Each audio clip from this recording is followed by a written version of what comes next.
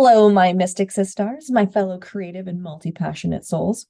It's your host here, Jessica Mystic, and this is the show where I'm going to teach you how to make the most of your life and business through mindful magic and developing cash habits that help you manifest more money. That's right, calling in the cosmic cash as you learn to curate your creativity. It sounded strange. Creativity and chaos that swirls around your crazy as fuck brain and consumes your daily life. Now, I'm most definitely weird, wild, wacky as fuck, and a starseed soul sister that's going to sit here and cheer you on no matter what. I love you as you are. I love you where you're at, but I still want to show you what's truly possible and put that hype back into your hyperfixations. I want to help you manage your crazy, beautiful brain so you can go from feeling unstable to unstoppable.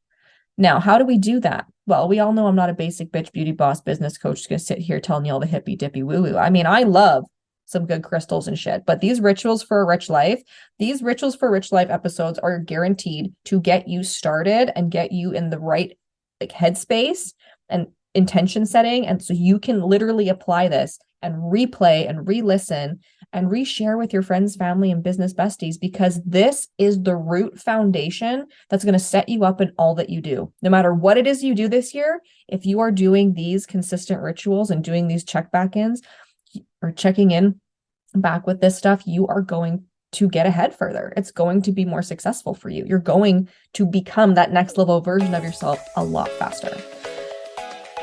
If you're tired of the boring business coaching bullshit out there and the mindset woo that doesn't really work and just leaves you feeling even more lost in outer space, well, my mystic sister, you have finally landed in the right place. Welcome to the Sorority with Jessica Mystic, the podcast where we ditch the brain shame and learn how to manage that creative, multi-passionate, magnificent mind of yours. That's right, I'm going to help you cash in on your creativity and chaos through mindfulness and creating cash habits that work while building the most beautiful and abundant life for yourself. With weekly integration activities and my proven manifestation methods, we are going to help you go from feeling unstable to becoming unstoppable in your life and business. I am so grateful to have you here, sister. In this community, we are going to rise and shine together. On that note, let's go make some magic.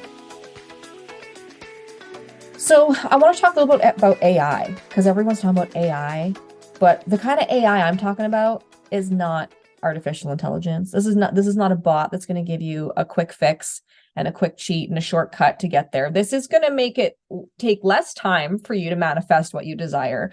But like a fucking robot brain isn't going to do that for you. What the kind of AI that I'm talking about right now is actionable intention. So we've really dove into like intention setting and the intention of your desires, the intention of your beliefs, the intentions of action. But if you're not taking actionable intention, which means actually integrating the shit that you're doing, you're not going to fucking get anywhere.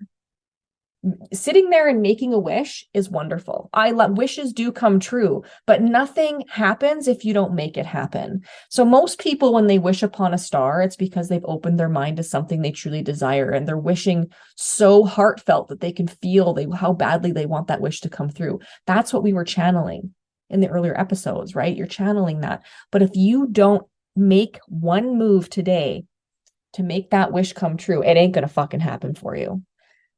Like, I've been through some dark shit in my life. I have some stories to tell, which we're all going to unfold and wrap through, I'm sure, many episodes of this podcast. But throughout my life and everything that I've been through and the shit that I've put myself through, like some of these situations, we are the creators of our own life. So even all the shit that I went through, I'm the one to blame. Like I could have gotten out of these situations a lot sooner, but I didn't. And in the end, we do get to this state of helplessness often where we just feel so buried. We just want someone to fucking save us. We just want someone to help us, someone to take care of us, someone to save us. But you know what? I'm going to break some news to you right now, and it might not be what you want to hear, especially starting a new year. But no one's coming to save you. Let that sit and sink in for a minute. You can sit there and hope and wish for things to get better, but nothing's going to fucking change if you don't choose to save yourself. If you don't make the decision right now to save yourself, to have your own AI, that actionable intention behind manifesting what it is you actually desire, none of those wishes are going to come true.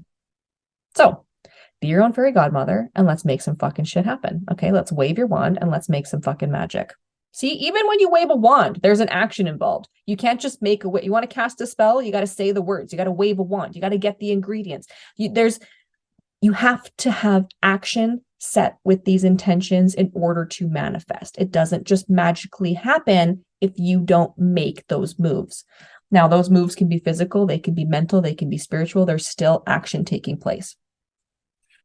Now, this is the last of our 3-part series, the Rituals for a Rich Life. And I want you to remember that even though you're listening to this today, these are designed where you can go back and re-listen and replay and remind yourself, because every time you listen to these episodes, it's going to hit different. Every level you are in your life, there's going to be something that's been said, just like anything. Like, I hire coaches to tell me the same shit that my husband or my mom may have said to me, but it's in a different way. It hits differently. It comes from different experience.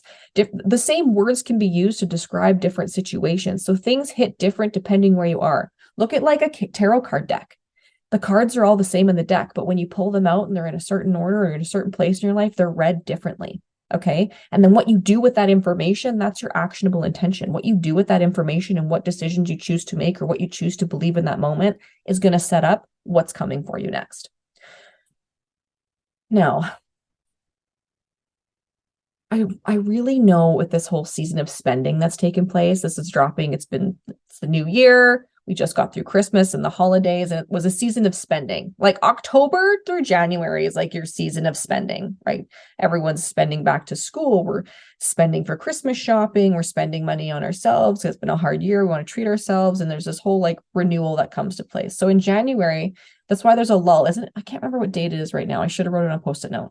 January 23rd or something like that. I don't know if it's the 19th, 21st, or 23rd. I feel like it's one of those dates. And if I'm totally wrong, you can fucking laugh at me. In fact, why don't you drop it in the comments? If you're watching on YouTube, drop it in the comments or even in the show notes. If like you can click the link in my show notes. And if you want to like hit me up on Instagram or shoot me a DM, prove me wrong, fucking have at her.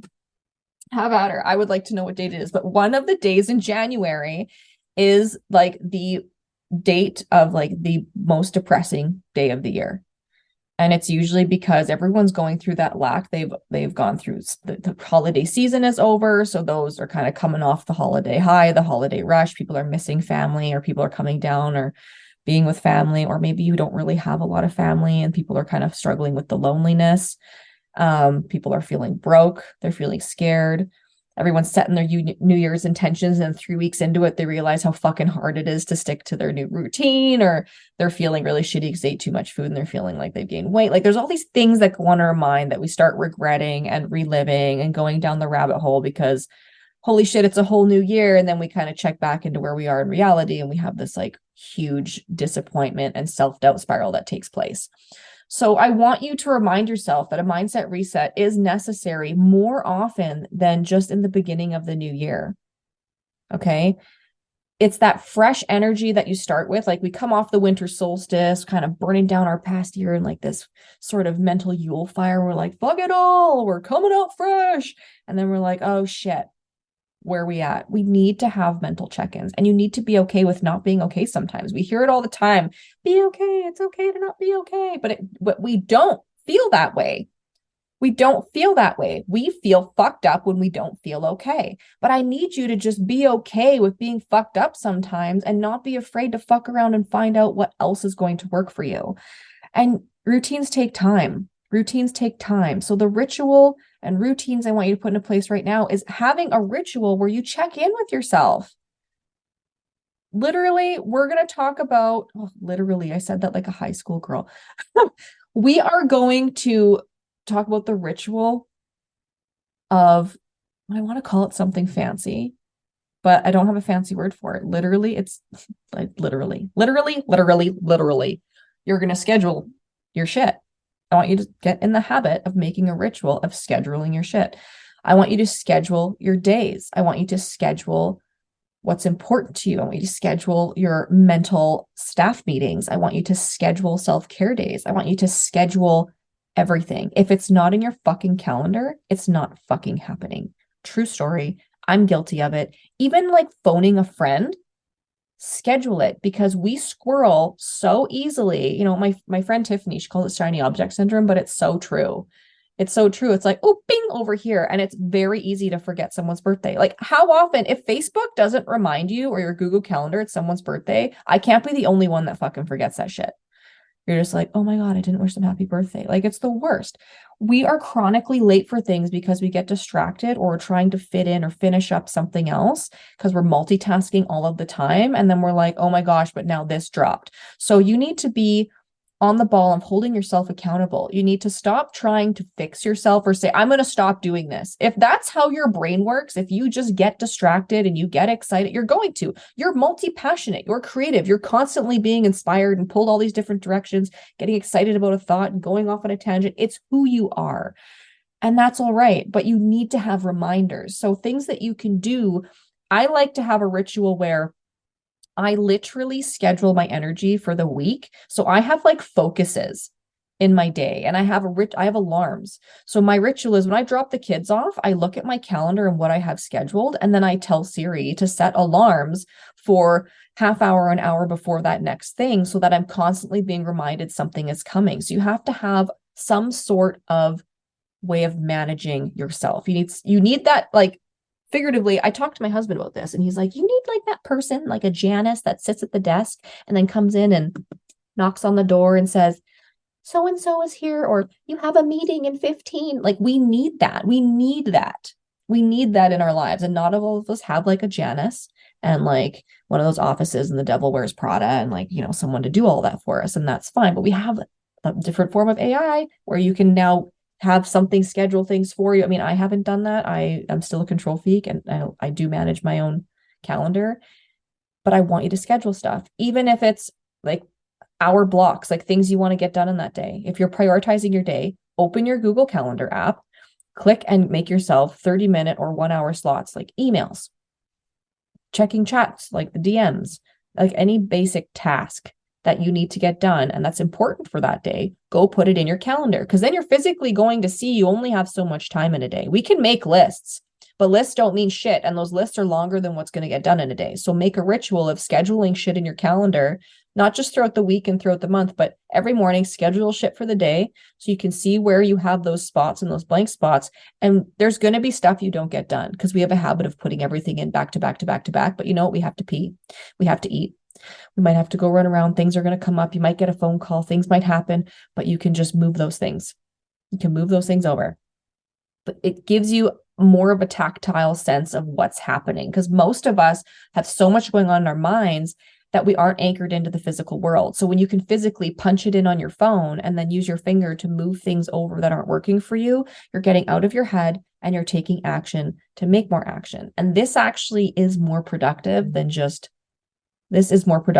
making manic lists because lists are a form of procrastination. And if you just go put it in your calendar, you see how much time you have, time's ticking, and you go. And you go. And if you have gaps, if you're multi-passionate and you have gaps, you're going to find other fucking things to do in that gap. And then you're going to fuck yourself because now you're doing something that wasn't planned for that day. And then you got down a rabbit hole and now you've wasted all the time and nothing got done. And then you're going to hate yourself for it. And so the spiral begins again. So this ritual is just accountability. It's accountability and your AI, your actionable intention that's holding you accountable. So you really need to take small actions to keep the intention and integrity of the promise you're making yourself for the day, for the week, for the month, for the year.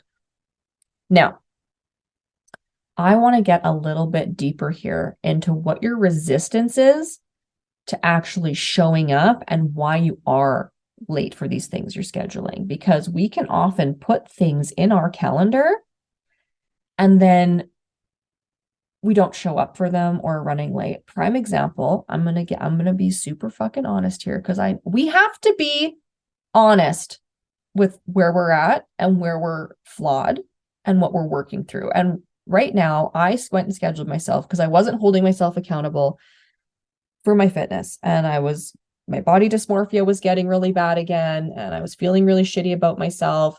And I thought, you know what? Nothing's going to change if I don't make change. So I went and I scheduled myself all my yoga sessions for the month. Now, granted, a few of those sessions didn't work out. Things came up and it was too much to cram in. And I ended up feeling more stressed about going.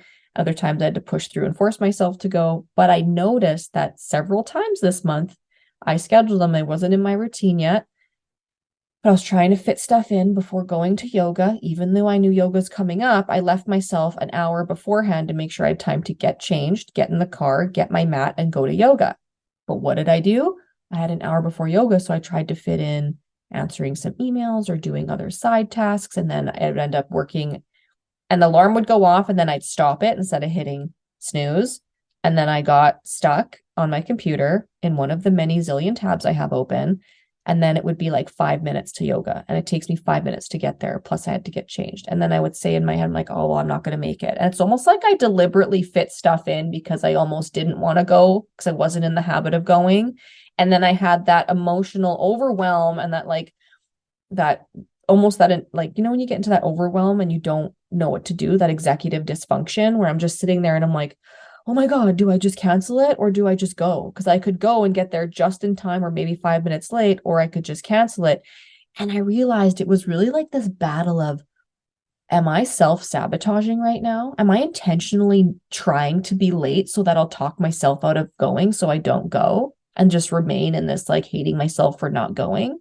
Or do I just fucking go even if I'm going to be late, even if I'm going to make a fool of myself walking in there when everyone else is ready? And that feeling sucks.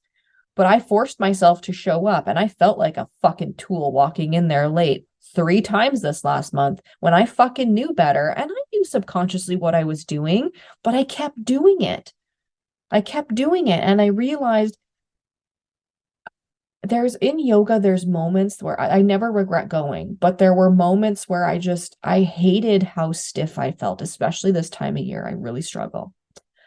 I hate how stiff I am. And I start hating how I've let myself get this bad. I should have kept up with it. Now it's even harder. And like, I get in this state of like, I don't want to go because it makes me realize how incapable I am right now.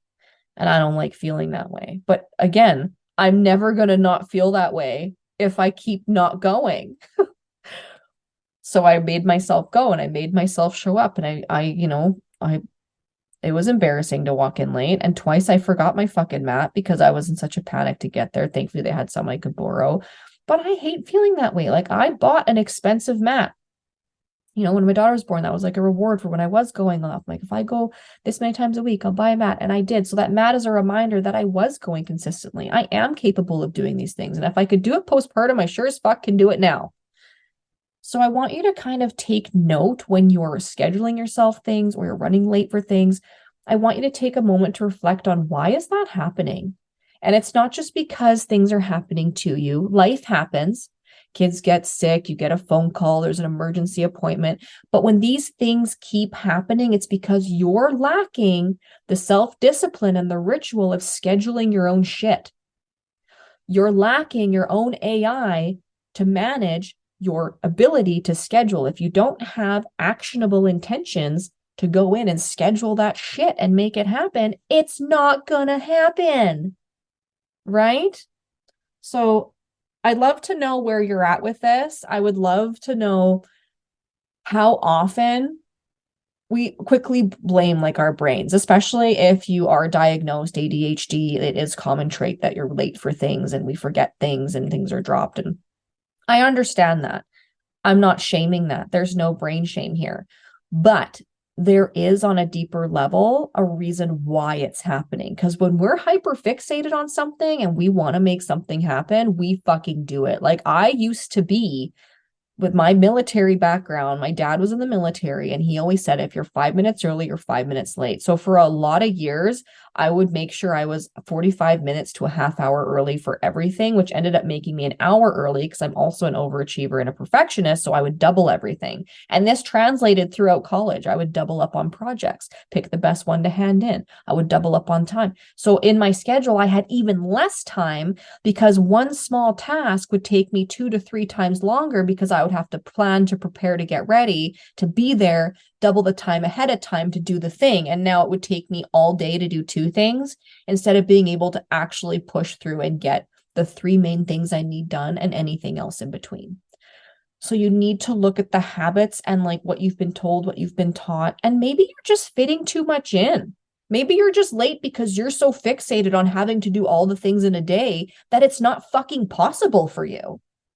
Like, you need to get real. You need a fucking reality check. If you are one person in a human body, in a human existence right now, you're not meant to do it all in a fucking day.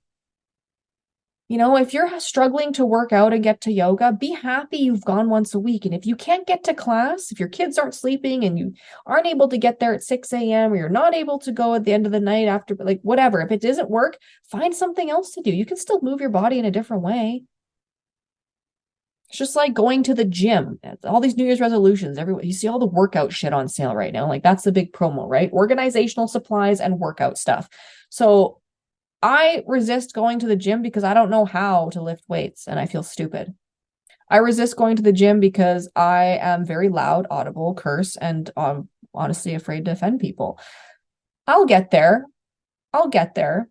But my thing is, I also really resent just counting. Like how many reps, how many, like, I like workouts that involve movement and fun. That's why I liked pole fitness. That's what I like, why I liked aerials. That's why I like dancing.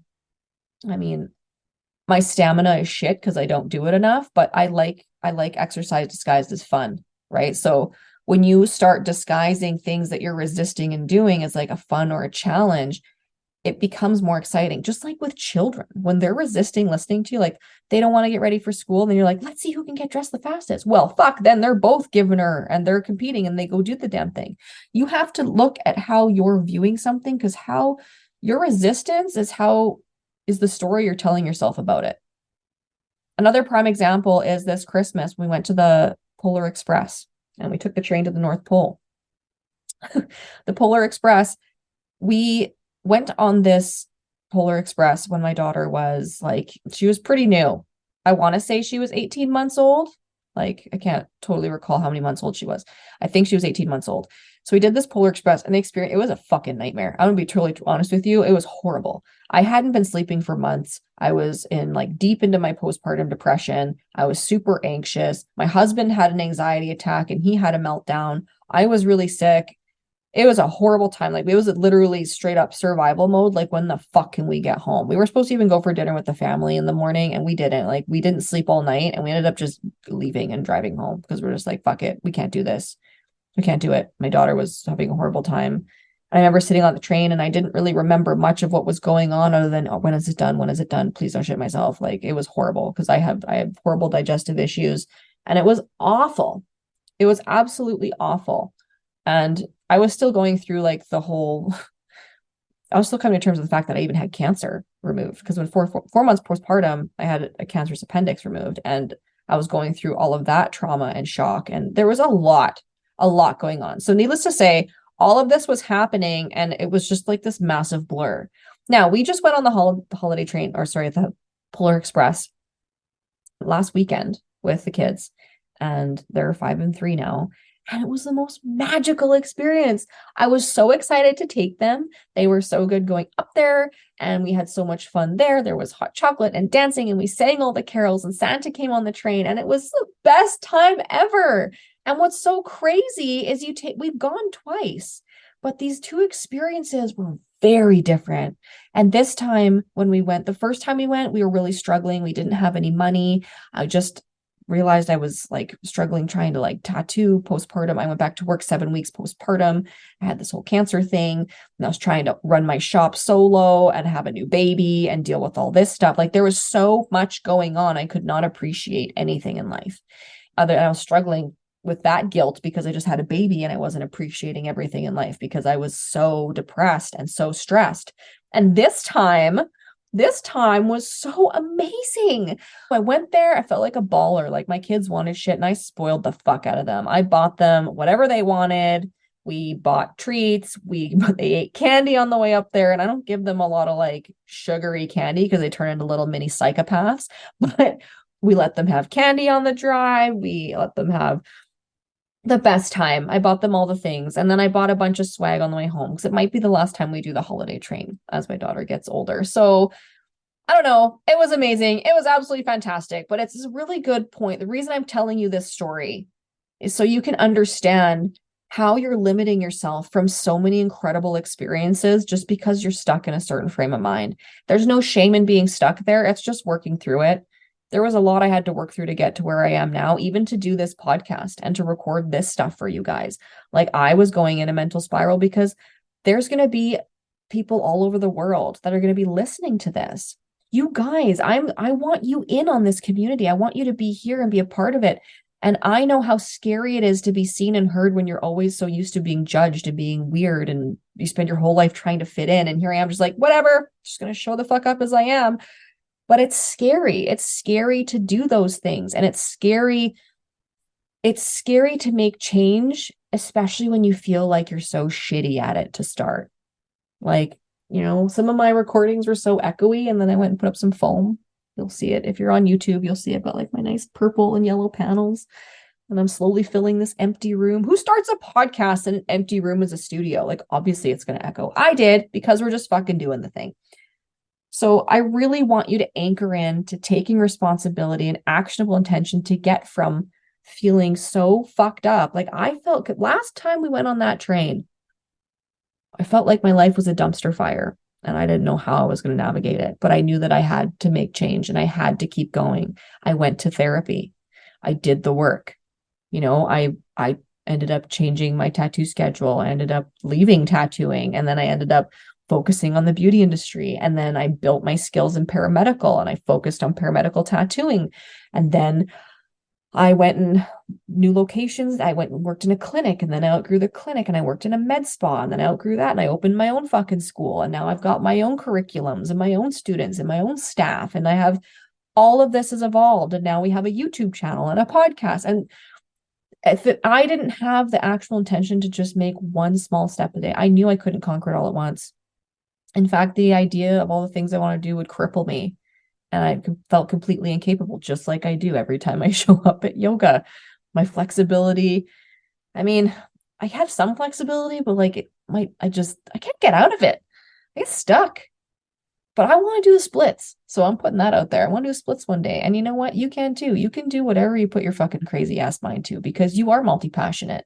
You can make so many different things happen, and you can bounce back and forth. But I want you to put your focus on what is bringing you joy right now and what is making you one step closer to where you want to be by the end of this year.